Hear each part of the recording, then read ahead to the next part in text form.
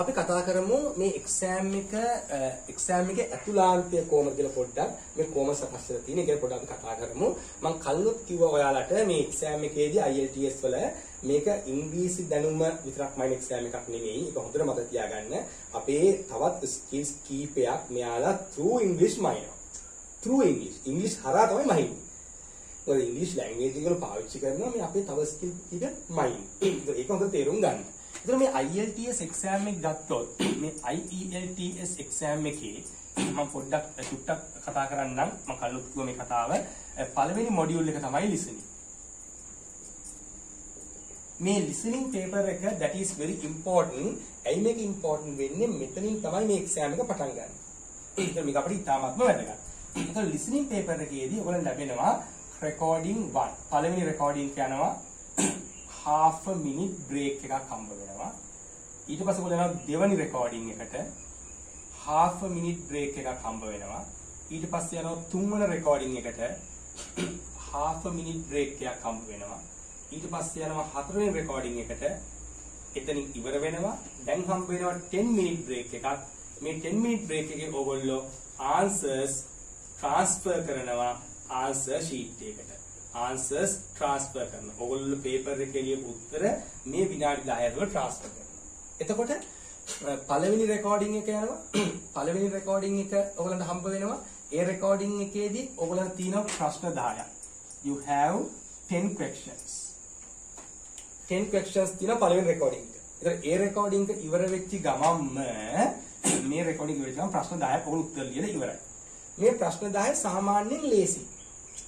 මේ ප්‍රශ්න 10 සාමාන්‍යයෙන් ලේසි. ඒ තමයි සාමාන්‍ය IELTS වල ස්වභාවය. හැබැයි අපි මෑතක දැක්කා පටන් ගන්නකොටම අමාරු වෙන අවස්ථා තියෙනවා. නමුත් සාමාන්‍ය normal ක්‍රමේ නම් මේ ප්‍රශ්න 10 ටිකක් ලේසි. ගොඩක් වෙලා ටෙලිෆෝන් නම්බර් එකක්, නමක්, ඇඩ්‍රස් එකක් ඔයාලා මේ රෙකෝඩින් එකක් අපිට ෆිල් කරන්න වෙන්නේ. ඉතින් මේ ප්‍රශ්න 10 ඉවරෙච්ච ගාම ඕගොල්ලන්ට කියනවා රෙකෝඩින් එකේම කියනවා now you have half a minute break to check this answers.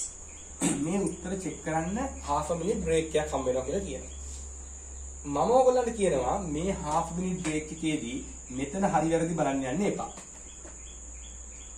එහෙම බලන්න ගියොත් අපිට ඊළඟ 10ත් ප්‍රශ්නයක් මතුවෙනවා. ඔය තව විනාඩි භාගයකින් අපි තවත් රෙකෝඩින් එකට යනවා. ඒතර ඕගොල්ලෝ තේරුම් ගන්න ඕන දේ තමයි මෙතන මේ පළවෙනි ප්‍රශ්න 10 උත්තර ලිව්වා. දැන් අපි තුන් හතරවෙනි ප්‍රශ්නේ ෂුවර් නැහැ. දැන් දඩබඩ ගාලා මේ විනාඩි භාගෙදී හතරවෙනි ප්‍රශ්නේ මොකක්ද උත්තරේ මම දාපු වැරදි දන්නේ කියලා හිත ඒ උත්තරේ වෙනස් කරලා වෙන උත්තරයක් දාන්න යන්නේ එපා. එහෙම දානේම ගොඩක් අය වරදිනවා. හරිද? මේ විනාඩි භාගෙදී තස් ගාලා ඊට ඉස්සරහින් එන ප්‍රශ්න 10 පිළිබඳ අවධානය යොමු කරන්න. රෙකෝඩින් එකේ කියන්නේ ඒ 10දී මේක බලන්න කියලා. මම කියන්නේ ඒක බලන්න එපා. Don't look at that. You look at front questions. Don't look at back. Let bygones be bygones. ඊයේ ගියා. දැන් බලන්න මේ ප්‍රශ්න 10 රෙඩි වෙන්නේ. හරි.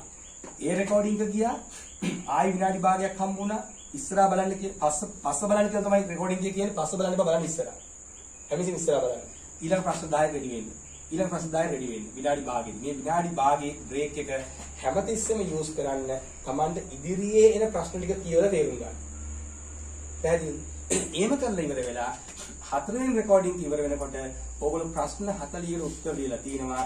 දැන් හම්බ වෙනවා විනාඩි 10ක බ්‍රේක් එකක්. මේ විනාඩි 10ක බ්‍රේක් එකේදී මොකක්ද ඕගොල්ලෝ කරන්න ඕනේ? මේ පේපර් එකේ ප්‍රශ්න 40ට ලියපු උත්තර මොකෙන්ද ලියුවේ? පැන්සලෙන් ලියුවේ. පැන්සලෙන් ලියපු උත්තර ටික ඕගොල්ලෝ මොකද කරන්න ඕනේ? මේ විනාඩි 10 ඇතුළතදී ඕගොල්ලෝ ට්‍රාන්ස්ෆර් කරන්න මොකටද? ආන්සර් ෂීට් එකට. ආන්සර් ෂීට් එක ට්‍රාන්ස්ෆර් කරනවා. එතෙන්දී හොඳට මතක තියාගන්න පේපර් එකේ ලියපුවා වැරදි විදිහට ට්‍රාන්ස්ෆර් කරොත් ඔක්කොම වැඩි අවුල් යනවා. පේපර් එකේ ලියපු දේවල් හරියටම නිවැරදිව ට්‍රාන්ස්ෆර් කරන්න, ප්‍රශ්නාංක මාරු කරන්න එපා. clear handwriting very important. penciling තමයි මේ ඔක්කොම කරන්නේ. ඒ වගේම ඔයගොල්ලෝ ලියද්දී ඔයගොල්ලෝ කැමති නම් විතරක් ඔයාලා පුළුවන් සම්පූර්ණ block capital use කරන්න. අපිටම මොකක් හරි උත්තර ඇඩ්‍රස් එකක් තියෙනවා මේ වගේ 28 lane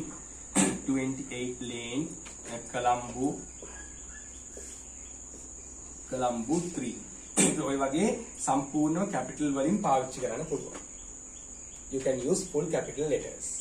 නැත්නම් ඕගොල්ලන්ට සාමාන්‍ය විදියට capital simple mix කරලා පාවිච්චි කරන්න පුළුවන්.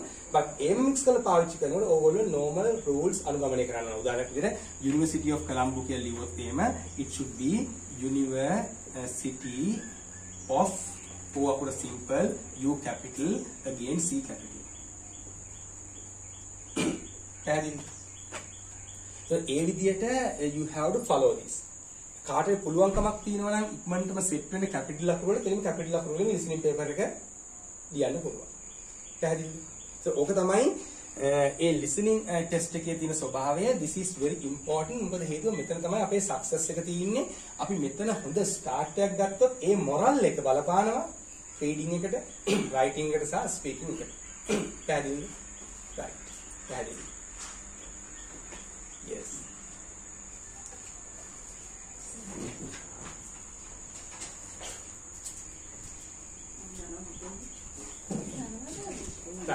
එතකොට ඒ විදිහට තමයි මේක වෙන්නේ. මානසිකානේ. මානසිකානේ ඉස්සරහට එන්න පුළුවන්. කමන්නේ. right. okay. එතකොට ඔක තමයි listening එකේ ස්වභාවය. දැන් reading එකට ආවොත් එතනින් පස්සේ අපි නෝ reading test එකට reading test එකේදී reading test එකේ ස්වභාවය තමයි මොකක්ද? reading එකේ අපිට තියෙනවා passages තුනක්. අපිට එනවා passages තුනක්. පළවෙනි passage එක තියෙනවා. මේ passage එක ඔයගොල්ලෝ කියවන්න ඕන. කියවලා you have to answer 13 questions. Most probably 13 questions. 13 questions you have to answer. then ඊට පස්සේ අපිට සිද්ධ වෙනවා මේ passage එකෙන් පස්සේ දෙවන passage එක P2 ඒකේ බොහෝ විට තියෙනවා 14 questions. 14 questions. Then we are moving to the P3 third passage. ඒකේ තියෙනවා 13 questions. Then all together 40 questions. All together 40 questions. The question 40ක් උත්තර ලියන්න ඕන passages 3ක් කියවලා හොඳට තේරුම් ගන්න reading test එකේදී අපේ mind නේ මොකක්ද? scanning and skimming skills. scanning and skimming skills. ඒ නිසා කිසිම කෙනෙක් try කරන්න එපා මේ passage එක සම්පූර්ණයෙන් කියවලා ඔක්කොම තේරුම් අරගෙන මම හොඳටම දෙන්නම් උත්තරේ කියලා ලෑස්ති වෙන්න එපා. You have to look at the question and find the answer. look at the question and find the answer. ඕගොල්ලෝ ප්‍රශ්නේ බලනවා උත්තරේ හොයනවා. ප්‍රශ්නේ බලනවා උත්තරේ හොයනවා. අපිට අවශ්‍ය එච්චරයි. We don't need to understand whole passage. අපි ප්‍රශ්නේ බැලුවා උත්තරේ හෙව්වා. ප්‍රශ්නේ බැලුවා උත්තරේ හෙව්වා. That's what we have to do. ඒතර ප්‍රශ්නේ එහෙම කර අපිට යන්න වෙනවා within 1 hour පැයක් ඇතුළත within 1 hour we have to finish this test. අපි මේ ටෙස්ට් එක ඉවර කරන්න ඕන. පැයක් ඇතුළත. ඒ පැයක් ඇතුළත මේ ටෙස්ට් එක ඉවර කරනවා. ඒ පැය ඇතුළතම මෙන්න මේ ප්‍රශ්න 40ටම අදාළ උත්තර අපිට වෙනවා ආන්සර් ෂීට් එකට ට්‍රාන්ස්ෆර් කරන්න. පැහැදිලි?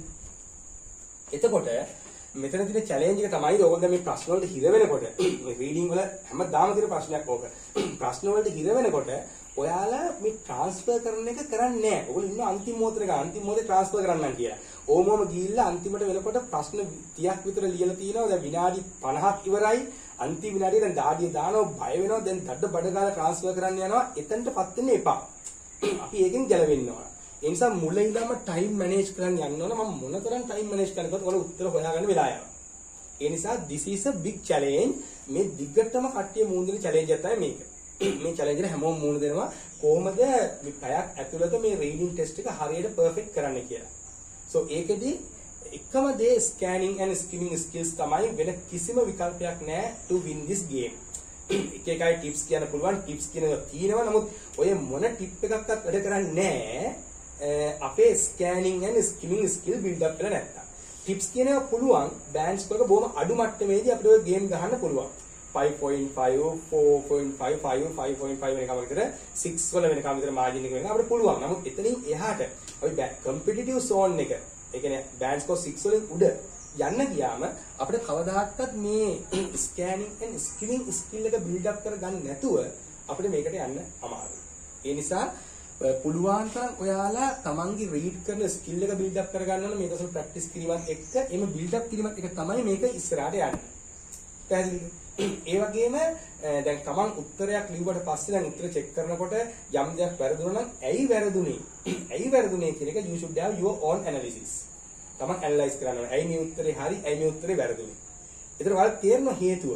මොකද්ද හේතුව මේ වරදින්නේ? ඒතර ඒව තේරුම් ගැනීමත් එක තමයි අපිට පුළුවන් වෙන්නේ ඊළඟ ලෙවල් එකට යන්න.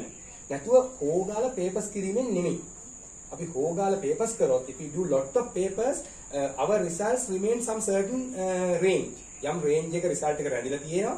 නමුත් ඒක ඊට මේට ලොකු මූවමන්ට්ස් වලට යන්න බෑ. ඒකට ඕගොල්ලෝ උත්තර ලියන්න ඕන, උත්තර ලියලා ගෙදර ගිහිල්ලා බලන්න ඕන ඇයි වැරදුනේ. ඒක ඇනලයිස් කරන්න ඕන, වැරදි හේතු තේරුම් ගන්න ඕන. තේරුම් අරගෙන ඒ විදිහ නිර්මාණය වුණොත් පමණයි අපිට මේකේ උපරිම ප්‍රතිඵලය ගන්න පුළුවන් වෙන්නේ. ඒක ඉතාමත්ම වැදගත් වෙනවා අපි ඒ විදිහ තේරුම් ගැනීම. පැහැදිලිද? ඒතර මේ ටෙස්ට් එක මේ විදිහට ඉවර වෙනවා. මෙතනදී විවිධ questions type තියෙනවා. fill in the blanks question තියෙනවා, multiple choice question තියෙනවා, yes no not given කියලා question type එකක් තියෙනවා. හරිම dangerous. paragraph matching කියලා තියෙනවා. ඒවා dangerous questions. ඒවගේ ප්‍රශ්න 14ක් විතර එනවා. ඒ 14න් 1යි 2යි 3යි සමහරගේ හරියන්නේ. ඒ වගේ ප්‍රශ්න ගොඩකට අපි මුහුණ දෙනවා. ඒ නිසා පුළුවන් තරම් අපි උත්සාහ කරන්න ඕන මේ පේපර් එක හරිම consistent විදිහට මුහුණ දෙන්න. මේකට හොඳට ready වෙන්න. that is very much important. එහෙම නැත්නම් අපිට ප්‍රශ්න වල මුහුණ දෙන්න වෙනවා මේ පේපර් එක කොහොමද පැයක් ඇතුළත මේ ප්‍රශ්න 40 හරියට උත්තර දෙන්නේ කියලා. එතකොට මෙතනදී සමහර වෙලාවට අපිට කාලය ගොඩක්ම සීමිත වෙන අවස්ථාවකදී අර yes no not given වගේ ප්‍රශ්න පහක් විතර තියෙනවා නම් මේ අර අපි කියන්නේ කනා ගන්නවා කියලා. එහෙම කනා ගන්නවා නම් අන්තිමටම ඒක පහ විතර තියාගෙන ඕන ඔක්කොම not given වගේ මොකක් හරි ගන්න පුළුවන්. නම් ඒකත් එච්චරම හොඳ තත්ත්වයක් නෙමෙයි. අපි ලොකු බෑන්ඩ් ස්කෝර් බලාපොරොත්තු වෙනවා. තේරුණාද? ඒ නිසා ප්‍රශ්න 40 කම්ෆර්ටබ්ලි ලියා ගන්න පුළුවන් නම් තමයි හොඳ. නමුත් සෑහෙන අභියෝගයක්. ඒතර මේක ඉවරනාට පස්සේ අපි යන්නේ මොකටද? මෙතනින් පස්සේ අපි යනවා රයිටින් ටෙස්ට් එකට. මෙතනින් පස්සේ අපි යනවා රයිටින් ටෙස්ට් එකට.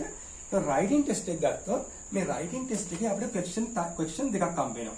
Q1 and Q2. ප්‍රශ්න දෙකක් හම්බ වෙනවා. So මේ paper එකට you have again 1 hour. පැයක් තියෙනවා. පැයක් තියෙනවා ප්‍රශ්න දෙකක් තියෙනවා. මේ ප්‍රශ්න දෙක ගත්තොත් අපි මොන IELTS general කරත් academic කරත් මේ question number 1 එකකින් check කරන්නේ මොකක්ද? අපේ අපි කියන අපේ summarizing capacity එක. අපි මොනතරම් අපේ ධාරිතාවයක් තියෙනවද යම් කිසි දෙයක් summarize කරන්න. ඒක තමයි ජෙනරල් වලදී ලෙටර් එකක් එන්නේ. ලෙටර් එකේ වචන 150කින් තමයි අදහස ප්‍රකාශ කරන්න ඕන. ඒ වගේම ඇකඩමික් වල ග්‍රාෆ්ස් එනවා, ප්‍රොසෙස් එනවා, ඉන්ජිනියරින් ස්ට්‍රක්චර්ස් එනවා, මැප්ස් එනවා. ඒ හැම එකම අපිට තියෙන්නේ සමරයිස් කරන්න. අපි කොහොමද ලොකු පික්චර් එකක් සමරයිස් කරන්නේ? ඒතර මේකෙන් චෙක් කරන්නේ your summarizing capacity. So question number 2 එකෙන් චෙක් කරන්නේ your describing capacity. describe කරන්න. කොච්චර විස්තර කරන්න පුළුවන්ද කියන එක. පැහැදිලිද? ඒතර මෙතන summarizing capacity, මෙතන describing capacity. ඒ කියන්නේ පැහැදිලිවම පැති දෙකක talents. summarize කරනවා කියන්නේ එක talent එකක්. describe කරනවා කියන්නේ තව talent එකක්. ඒත් මම ඔයාලට ඉස්සරහට කතා කරන්නම් summarize කරද්දි මොන වගේ techniques use කරනවද, describe කරද්දි මොන වගේ technique use කරනවද. ඒ පැත්ත so I'm very strong writing part එක. මොකද ඒක මම කොහොමද ගොඩම strong එකක්. මම පැහැදිලි කරන්නම් කොහොමද ඒව වෙන්නේ කියලා. හොඳට මතක තියාගන්න question number 1 40% marks වලට responsible වෙනවා. This is 60% marks වලට responsible වෙනවා. ඒතකොට අපිට පැහැදිලි මේ second question එක වැඩිපුර marks ලබා දෙනවා. නමුත් එහෙම කියලා කිසි කෙනෙක් හිතන්න එපා මේ question එක මුලින්ම ලියන්න ඕන කියලා. මොකද මේ question එක ගොඩක් හිතන්න සිද්ධ වෙනවා. ඒත් මේක මුලින්ම ලියන්න ගිහිල්ලා මේ අදහස් එන්නේ නැතුව හිර වුණොත් ඒ හිරවීමත් එක්කෙන පීඩනයත් එක්ක අපිට මේ සමස්ත paper එක අසාර්ථකත්වයට හේතු වෙන්න පුළුවන්. ඒ නිසා හොඳම දේ තමයි question number 1 එකකින් start කරන එක. start කරලා විනාඩි 25කින් විතර මේක ඉවර කරොත් අපිට විනාඩි 35ක් මේකට තියෙනවා. then we are in the very good position. ඒ වගේ අපි time එක හරියට manage කරගන්න ඕන. ඒක ඉතාමත්ම වැදගත්. ඒක question number 1 සහ question number 2. ඒතර මෙතෙන්දී මේ question number 1 එක කරලා අපි 2 එකට යනවා. මෙතන ලැබෙන marks ප්‍රමාණය මේක 40යි මේක 60යි.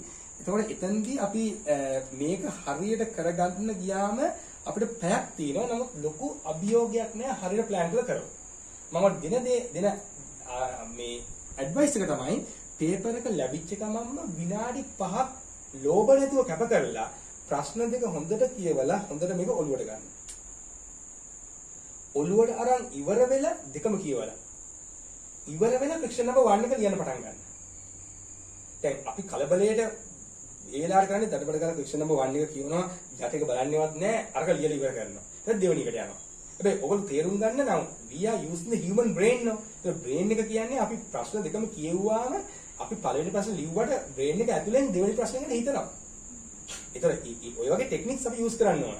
ඒ නිසා කිසි කෙනෙක් හිතන්න එපා මම පළවෙනි ප්‍රශ්නේ බලනවා දඩබඩ ගාලා පළවෙනි එක ලියලා ඉවරලා දෙවෙනි ප්‍රශ්නේ දෙන්න වැඩි කියලා එහෙම නෙමෙයි. දෙකම කියවන්න. comfortable time එකෙන් කියවන්න.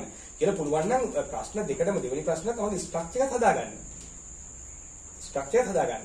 හදාගෙන ඉවර වෙලා ඊළඟකට යන්න. ඒතර ඒ වගේ ප්‍රැක්ටිකලි ඒ වගේ තත්ත්වවලට අපි මේක රෙඩි වෙන්න ඕන. ඒක වැදගත්. තේරුණාද?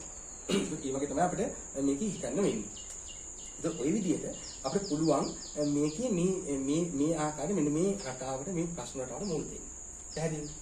ඒක තමයි වෙන්න ඕනේ. ඒතකොට මේ සමස්ත විභාගයේ listening, reading, writing කියන මේ තුන යනවා. මෙතන අපිට සම්පූර්ණ කාලය යනවා. ඒතර මෙතන විනාඩි 40යි, මෙතන පැයයි, මෙතන පැය 2යි විනාඩි 40ක කාලයක් තුල අපිට මේක සම්පූර්ණයෙන් ඉවර වෙනවා.